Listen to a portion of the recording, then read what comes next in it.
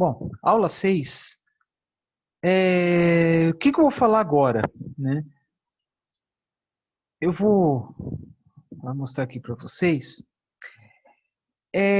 Quando nós falamos em aproveitamento dos recursos energéticos, nós devemos falar sobre as tecnologias, os processos necessários para adequação daquela energia para ser usada para alguma coisa, né? Até falei nos vídeos anteriores dando exemplo dos veículos, que os veículos usam gasolina, diesel, por exemplo, mas não usam petróleo cru, porque se colocar petróleo cru, não funciona, né? O carro não funciona. A mesma coisa, eu estou falando isso, né, pessoal, muito óbvio. A mesma coisa, pensar em colocar caldo de cana, cana de açúcar dentro do carro. Não vai funcionar, mas com o etanol, que é produto da síntese do caldo de cana, com certeza.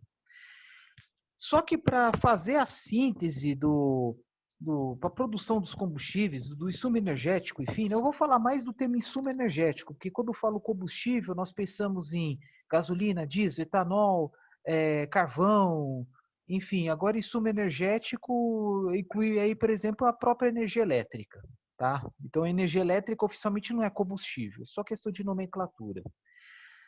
E aí é o seguinte, então para ser utilizada aquela energia da forma como nós queremos, nós temos que adequá-los, nós temos que adaptá-los, né? Dando esses exemplos que eu dei agora há pouco. Então existem algumas energias, algumas formas de energia e seus processos de conversão. Só que nesses processos de conversão há o consumo de energia também.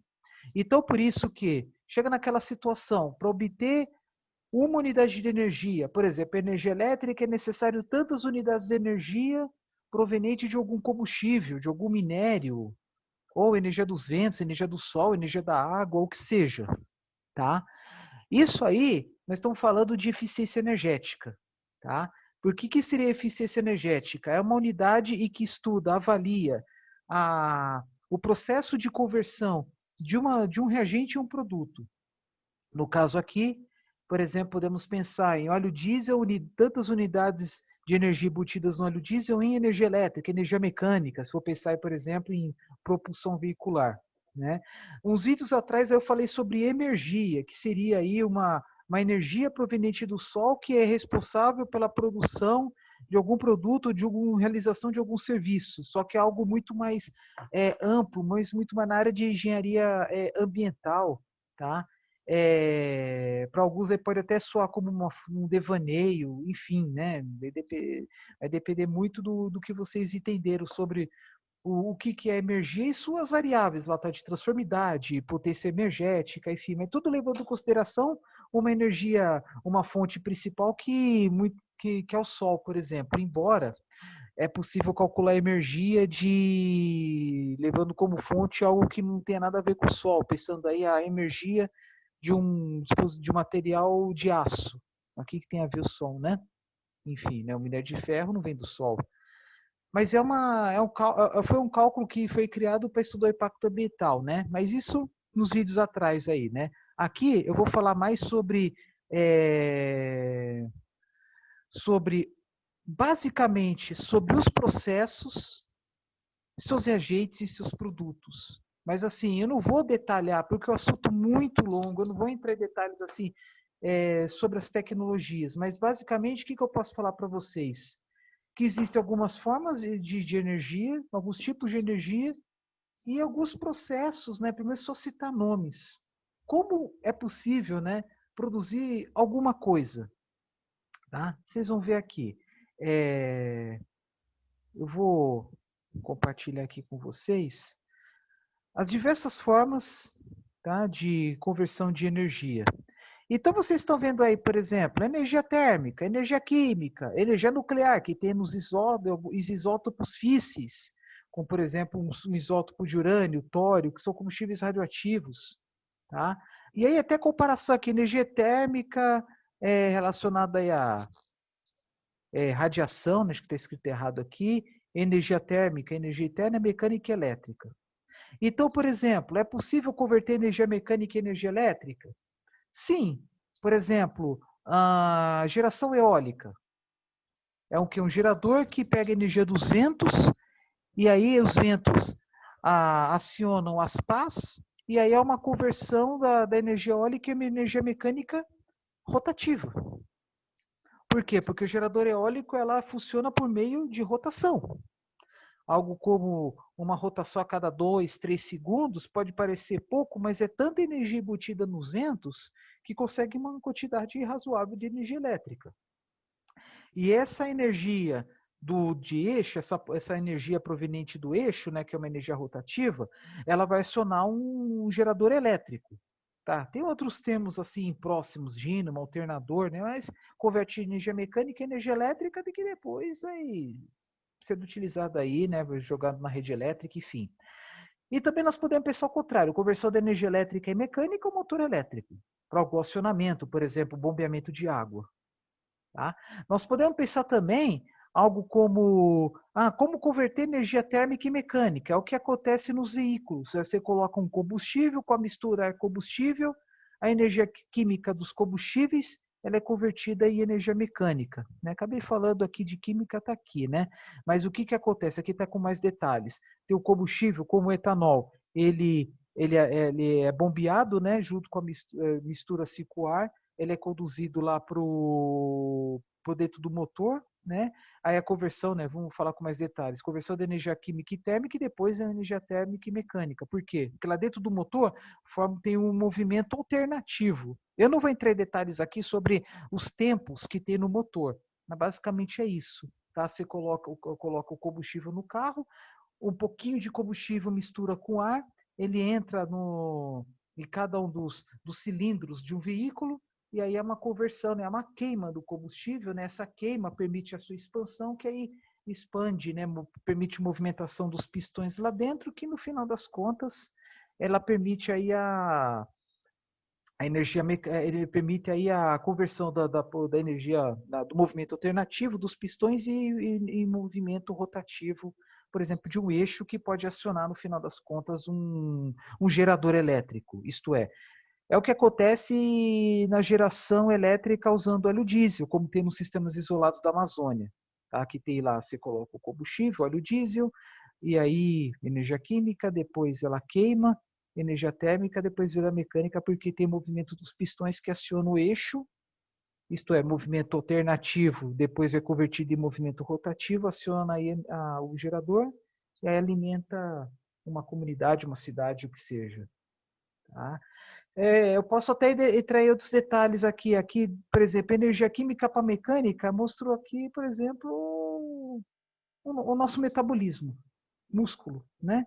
Ou também energia térmica proveniente na verdade, né, radiação solar, energia térmica, como por exemplo aquecimento de água do banho, coletor solar.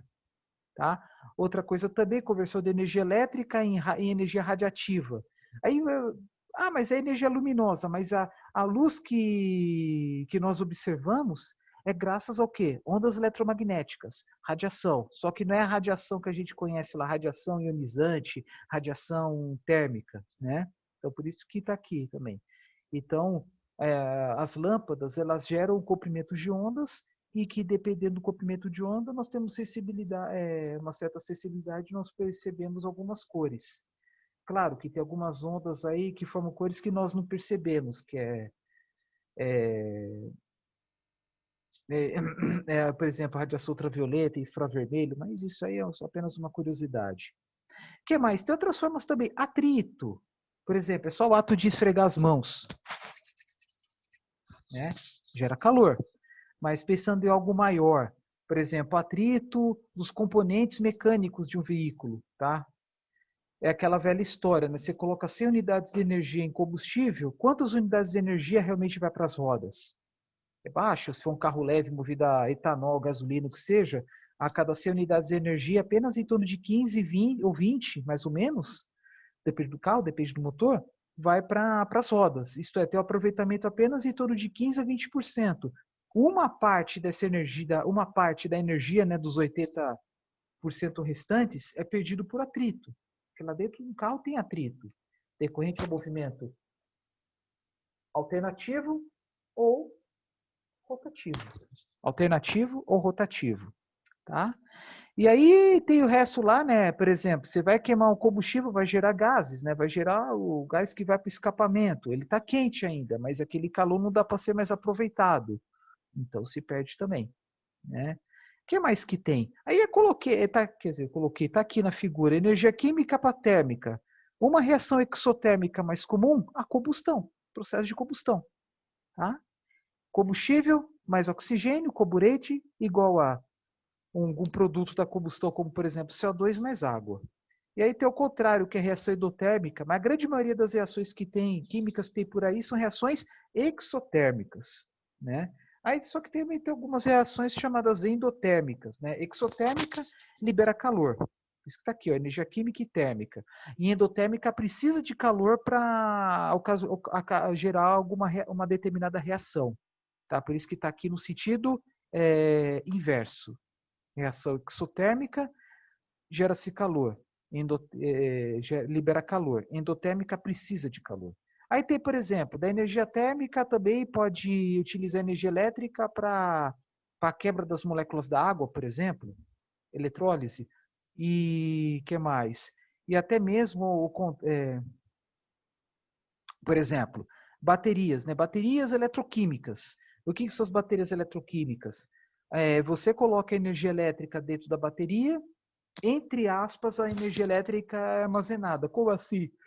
Entre aspas. Porque lá dentro o quê? O que é uma bateria? É um conjunto que envolve cátodo, anodo e eletrólito. Então, assim, lá dentro tem uma reação eletroquímica. Por isso que está aqui, ó, energia química, só que ao contrário dos outros, né, que a seta começa e termina no outro, né, que não, tem as duas setas aqui em ambos os lados, porque da mesma forma que se fornece energia para a bateria faz o caminho inverso, né? Energia térmica e energia química, fotossíntese, tá? E aqui é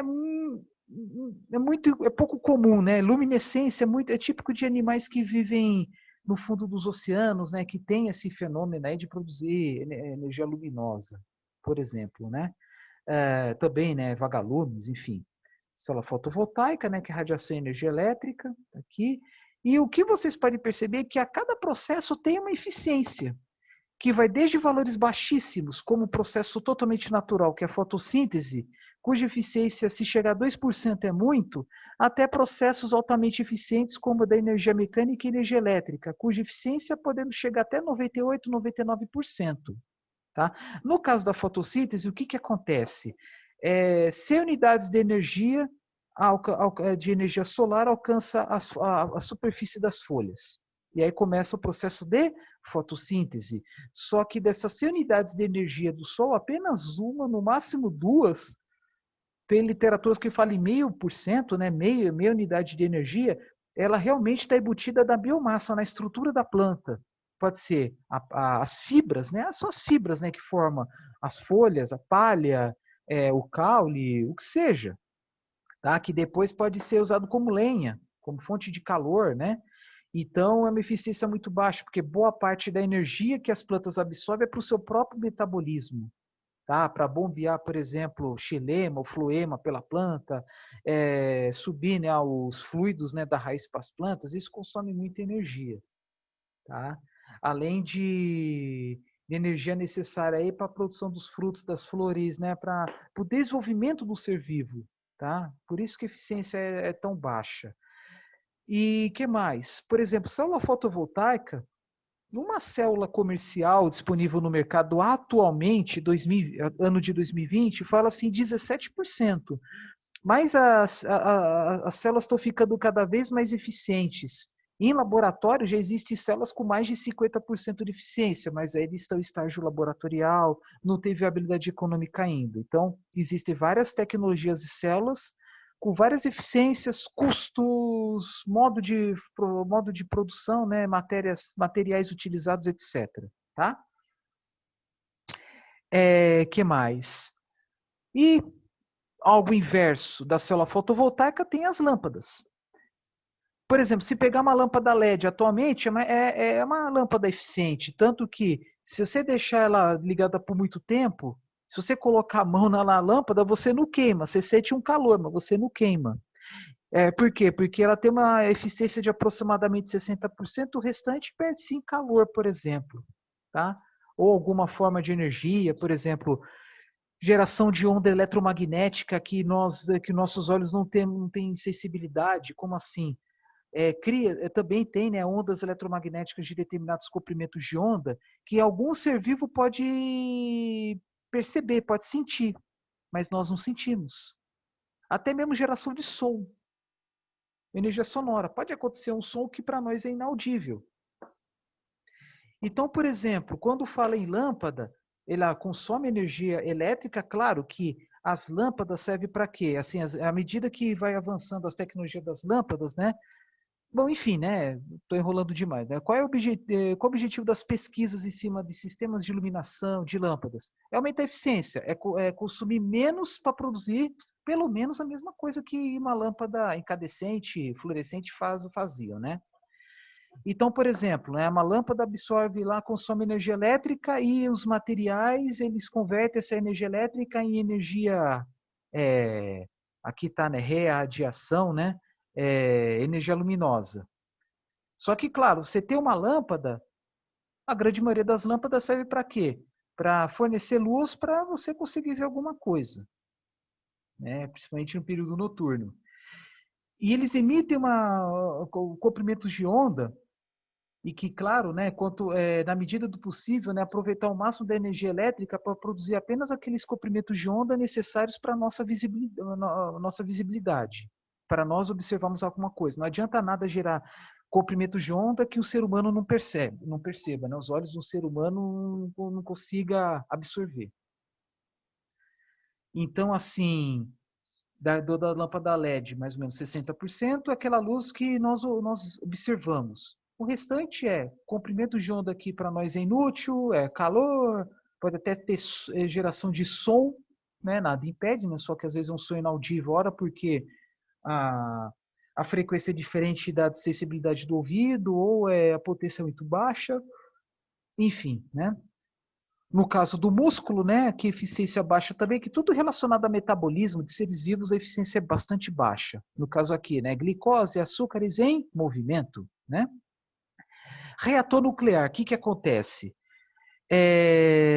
Nos vídeos anteriores eu falei, né, que utiliza-se uma pequena quantidade pequenas cápsulas de isótopo de urânio, se não me engano é urânio 235, depois eu vejo aí, que sofre, né, o processo de fissão nuclear, e nessa fissão nuclear gera-se calor, e esse calor que é usado para geração de eletricidade.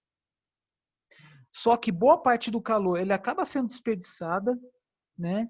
E existe até processos dentro para minimizar as reações termonucleares, que é aquele momento em que está programada a parada da usina nuclear para manutenção.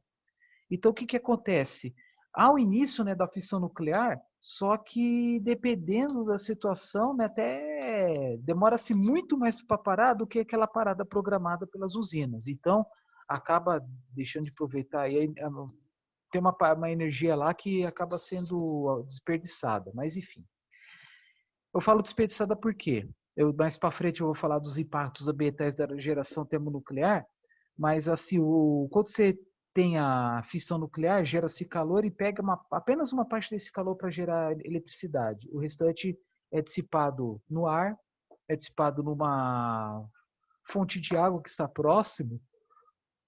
Pega-se, por exemplo, água do mar ou água de um rio, de um lago, né?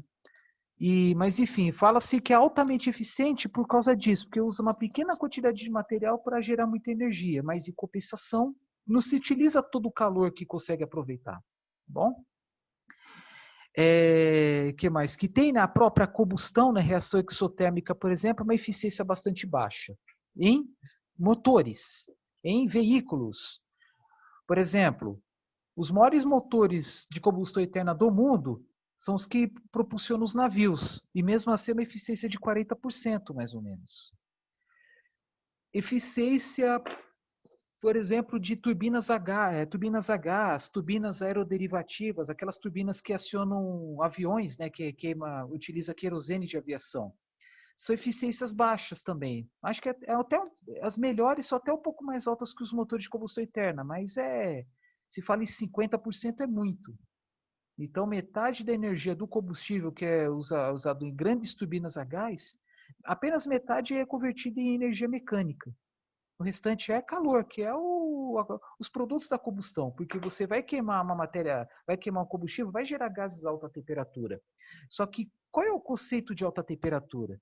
Se for, por exemplo, 100 graus Celsius, dá até para aquecer água para o banho, por exemplo. Mas não dá para gerar mais energia elétrica. Aí é a questão ao conceito da energia de boa e de má qualidade. Por exemplo, um gás, uma água quente, ela é boa, por exemplo, a água quente é boa para o banho, mas para gerar energia elétrica não tem como. Tá? Existe até um processo específico, que é o efeito termoelétrico, mas não vou entrar em detalhes aqui, que dá para gerar um pouquinho de energia elétrica usando uma fonte cuja temperatura não é tão alta, mas tem que ser bem mais alta que a atmosférica. Tá? Então, por exemplo, processo de combustão, se for pensar em motor de combustão interna, até 50% no máximo. Turbinas a gás é a mesma coisa. Agora, caldeira que queima carvão, biomassa, por exemplo, bagaço de cana, já se fala eficiências de mais de 90%. 92% é um número bem interessante. Então, assim, só que a caldeira, o que é uma caldeira? Você queima o combustível para gerar calor, para aquecer a água, porque entra em estado líquido para gerar vapor. E aí esse vapor alimenta uma turbina a vapor. Tá? Que da mesma forma que uma turbina a gás, são duas máquinas térmicas que acopladas a um gerador gera energia elétrica. Então, no caso de uma caldeira, que queima bagaço de cana, por exemplo, tem lá a energia do bagaço, ela é queimada, gera-se calor, os produtos da combustão aquecem o circuito de água, vira vapor, o vapor ela aciona uma máquina térmica, que é uma turbina a vapor, que para quem não sabe é uma máquina rotativa que tem pás, né? É como se fosse um ventilador ao contrário, e a energia térmica ela é convertida em potência de eixo. Por quê? O que é uma máquina, o que é uma turbina a vapor? É o eixo com pás, é que nem um ventilador, como falei agora há pouco. E aí e como o vapor ele alcança as pás a uma alta pressão e uma alta temperatura, porque quanto maior a temperatura, as moléculas, como nesse caso da água, elas estão mais agitadas. Então a tendência é elas se expandirem mais rápido, quanto maior a temperatura. Tá? E a pressão é dada pelo bombeamento da água, né? Tem uma bomba d'água que é bombear água em direção à caldeira. Tá? Então, uma alta temperatura e alta pressão aciona uma turbina a vapor e nela tem um eixo que está acoplado ao gerador e está gera energia elétrica. Então, nesse caso aqui, é conversão de energia química e térmica, térmica de novo, né? Porque movimenta o vapor, gera-se vapor, térmica dos gases da combustão em térmica vapor, e depois esse vapor converte a energia química em energia mecânica. Só que assim, se eu falei que a máquina térmica, turbina a gás, ela tem uma eficiência 50% é muito, turbina a vapor tem menos ainda, em geral, tá? Porque na grande maioria dos casos as máquinas a vapor elas são menores do que as turbinas a gás. As máquinas a vapor, no caso, turbina a vapor, tá? Então o que acontece? Você tem lá eficiência de 92% da combustão do bagaço de cana, desde que esteja bem seco. Se tiver umidade, claro que eficiência baixa, porque precisa de calor também para evaporar a água, né? Além da própria água que é formada pelo processo de combustão. Aí tem eficiência da troca térmica, calor em calor, isto é, calor da combustão em vapor.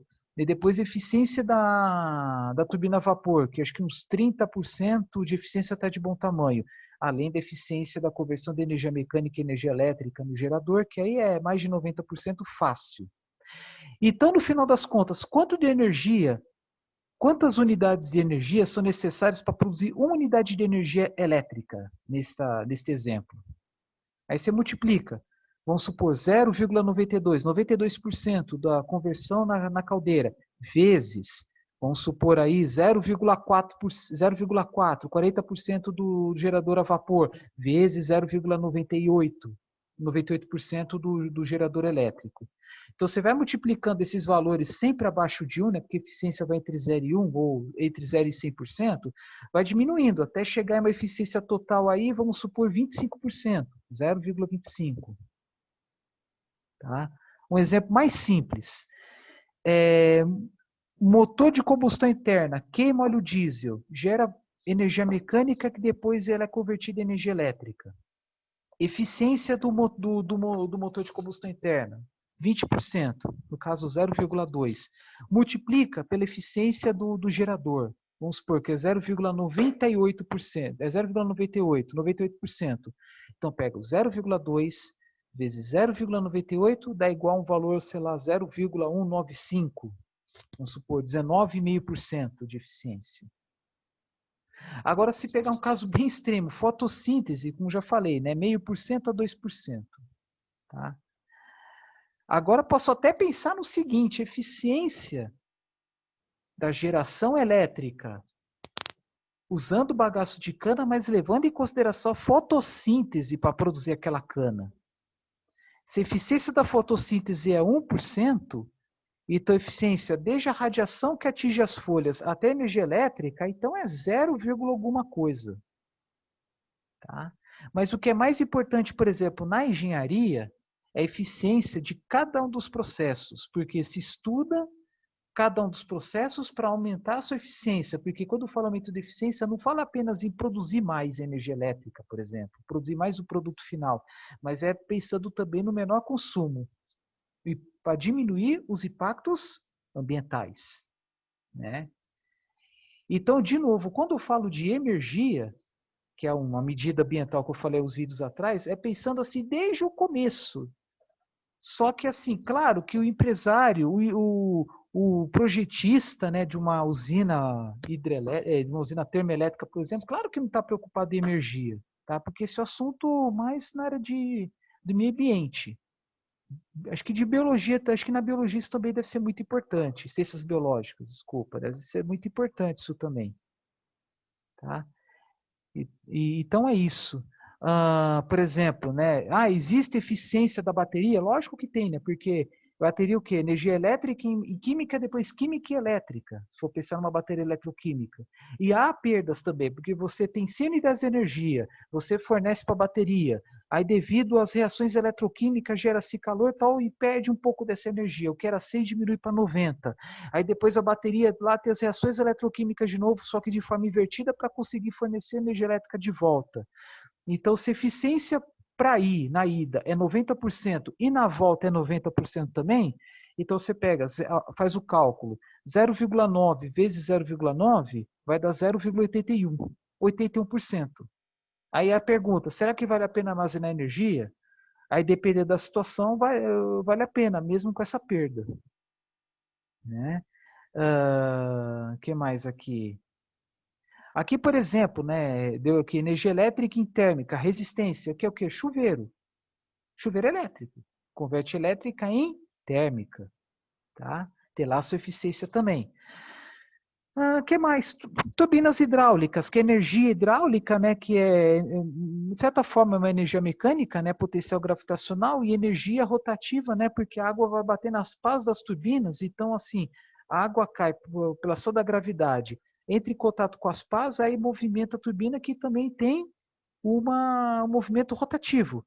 E em cima da turbina hidráulica tem um gerador. A eficiência de uma turbina hidráulica, acho que um valor assim até coerente é em torno de 90%. Então, a conversão da energia da água em energia elétrica, então você pega 90% da eficiência da conversão da energia potencial gravitacional em mecânica, né, em mecânica rotativa, e uns 98% de eficiência da mecânica em elétrica. Então, vocês estão vendo aí que o gerador é a máquina mais eficiente que tem. Então você pega 0,9, 0,98, vai dar, sei lá, 0,89 alguma coisa. Tá? Então, tudo isso aqui, né, que vocês estão vendo que são várias formas de energia. Por exemplo, essa primeira aí fala assim em energia, é a mesma coisa que energia luminosa. Acho que até no futuro aqui, acho que até vou mudar um pouco, vou colocar energia luminosa. Energia luminosa, energia química, nuclear, que é usando isótopos nucleares, energia térmica, calor, mecânica, movimento, elétrica, eletricidade. Falta energia sonora, porque, por exemplo, o microfone, o que faz? Converte energia sonora em impulsos elétricos, e o alto-falante faz exatamente o contrário. Existe até pesquisa, por exemplo, para converter energia do som em energia elétrica. Não pensando em microfone, mas energia elétrica para, por exemplo, carregar uma bateria de celular. Mas é algo muito imaturo. Tá bom? Existem várias tecnologias, várias máquinas que permitem a conversão de uma energia em outra, tá? Não vou entrar em detalhes aqui, tá? Isso aí inclusive uma disciplina que eu dou, né, chamada Novas Tecnologias para a Transformação da Energia, que ela fala sobre isso com mais detalhes. E que fala com mais detalhes, inclusive, sobre essas eficiências que eu falei para vocês. Eu até vou, assim que terminar embaixo do vídeo está lá o link. Tá? Eu vou colocar para vocês o link que fala sobre as eficiências, exemplos de eficiências, né, para ter uma certa noção. E essas eficiências aí que são mais palpáveis, que, como falei, para fins de projetos, na área de engenharia, por exemplo, elas são realmente úteis. Não estou falando que a energia, que eu falei, né, com letra M é inútil, por favor, não é isso. Que aquilo lá é mais para mostrar assim, a relação entre o produto final e a natureza. Tá bom? Tá, prometo que não vou falar mais de energia, só vou falar de energia com letra M. Esses aqui são alguns processos que existem na conversão da biomassa. Só que algum desses processos também, alguns, podem ser usados também para, usando como fonte, combustíveis fósseis, como carvão mineral, gasolina, diesel, etc. Né?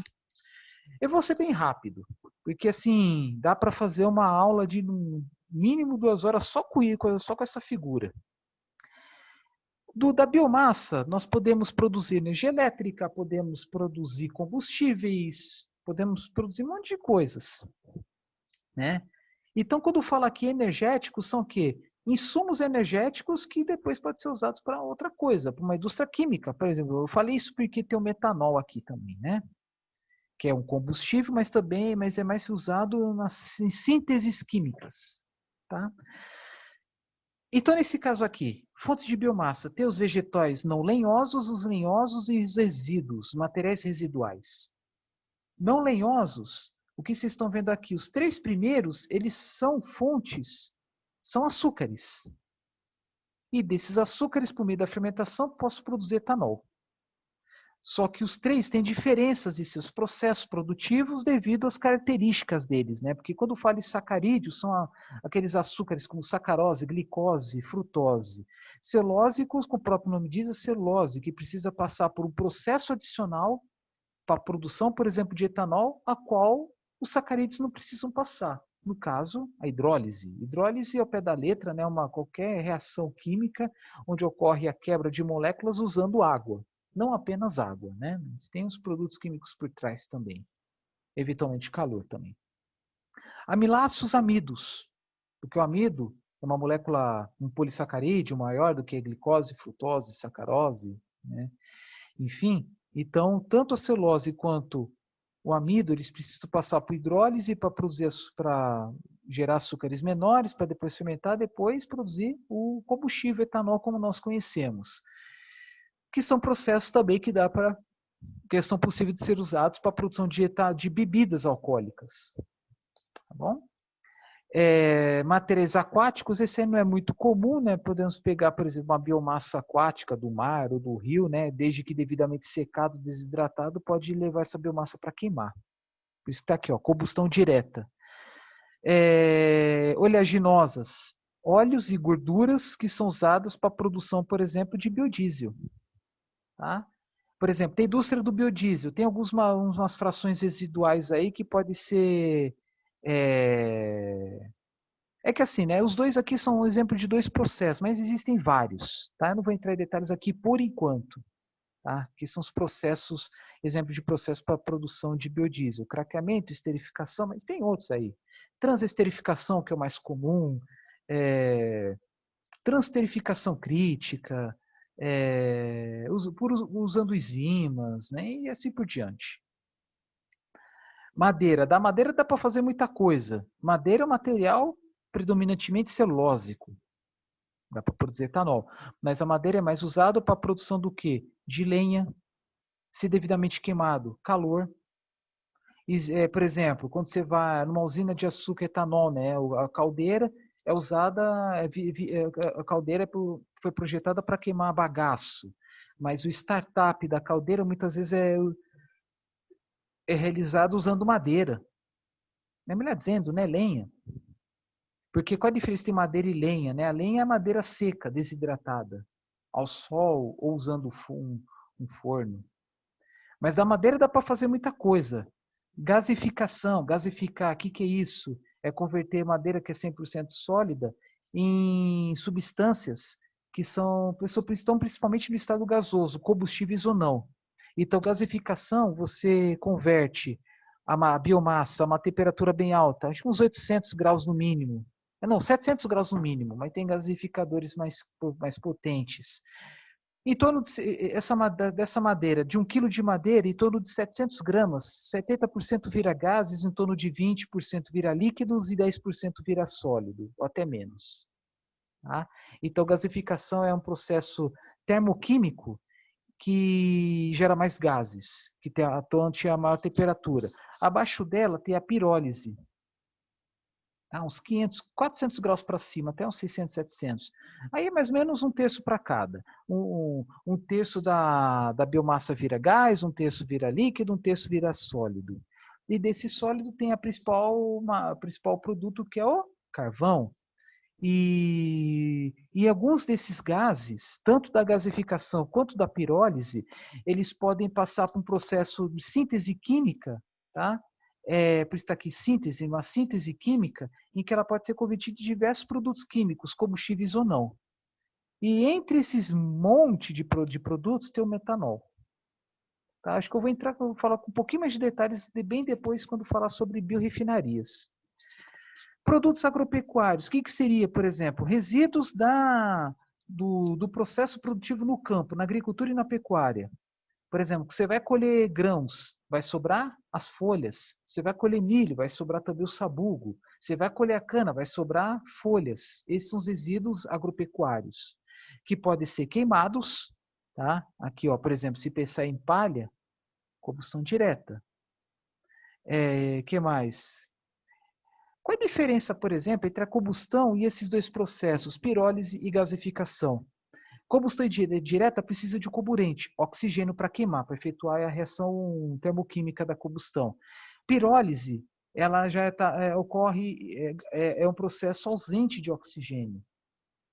Existe até um processo com uma temperatura um pouco mais abaixo, que é o carvejamento, ou carbonização, cujo objetivo principal é a produção de carvão, mas também são gerados gases e líquidos. O líquido mais famoso é o alcatrão, que a temperaturas mais baixas ela vira um piche, algo até sólido, aqui que tem um cheiro forte de cigarro.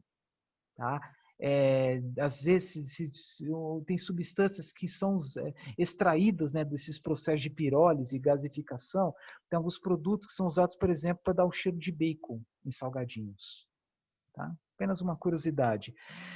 Mais dos resíduos agropecuários, criação de suínos, criação de aves, gado bovino intensivo, né, para, por exemplo, a produção de leite. Há uma coleta das fezes, da urina desses animais, e depois eles são biodigeridos para gerar biogás. O biogás é também o combustível que pode alimentar turbinas a gás, motores, caldeiras também, para gerar o quê? Eletricidade, calor, energia mecânica. Resíduos urbanos são basicamente, é que no Brasil ainda não tem uma planta consolidada, mas em muitos países tem, alguns países têm, que é o quê? Uma termoelétrica que queima lixo, resíduos sólidos urbanos, queima plástico, queima papel, enfim, né? Combustão. Nada impede também colocar matéria orgânica, mas é mais para compostagem. Mas nada impede de pegar matéria orgânica, por exemplo, sobras de um restaurante ou de alguma indústria de alimentos e alimentar o biodigestor. Faltou uma setinha laranja aqui também. Resíduos agroindustriais já são resíduos da indústria. Por exemplo, na indústria que se extrai o caldo da cana e da indústria que é gerado o bagaço, tá? Que depois é seco e queimado na caldeira. Mas também existem resíduos agroindustriais, por exemplo, soro de leite, né, que é um subproduto da indústria do queijo, alguma fruta estragada, algum laticínio estragado, tal, que pode ser biodigerido. Tá? Então, nesse slide aqui é só para mostrar as diversas... Existem outras, mas essas são as principais. Então, quais são os principais processos de conversão de biomassa? Disparado, combustão, né, queima bagaço, palha, lenha, né, da madeira, tá? De novo, né, lenha é o quê? É madeira seca, combustão direta. A fermentação dos açúcares, né, quando falo em fermentação, tem fermentação alcoólica, que nós estamos falando aqui, mas também tem fermentação acética para produzir ácido acético, mas não vem ao caso. Que mais? Biodigestor, sem dúvida, muito importante. A transesterificação, que está faltando aqui, mas é o mais importante para a produção de biodiesel. Então, os mais comuns: combustão, fermentação. Desculpa, né? Faltou falar da carbonização, né? Produção do carvão vegetal para churrasco ou para usinas siderúrgicas. Então, vou lá de novo. Fermentação, combustão, carbonização, né, que é o mais próximo aqui, a pirólise, transesterificação, que não está aqui, e biodigestão. Tá? Que colocou biodigestor, né, mas o biodigestor é o equipamento, é o reator, né, o tanque onde isso ocorre. Só que, assim, outras diferenças, né? Por exemplo, fermentação é um processo que demora algumas horas. Tá? Por exemplo, fermentação dos açúcares da cana, fala em 10 horas, por exemplo. Já combustão, dependendo, né, da quantidade de material, é uma reação muito mais rápida. Já a biodigestão é uma reação bem mais lenta, demora dias para gerar biogás. Tá? E assim vai. E transterificação é um processo que demora mais ou menos tanto quanto a fermentação. E outra coisa, né? Então tem aqui os processos puramente químicos, né? Como as reações que produzem biodiesel, que pode até ter uma pequena geração de calor, que toda reação tem ou gera calor ou absorve.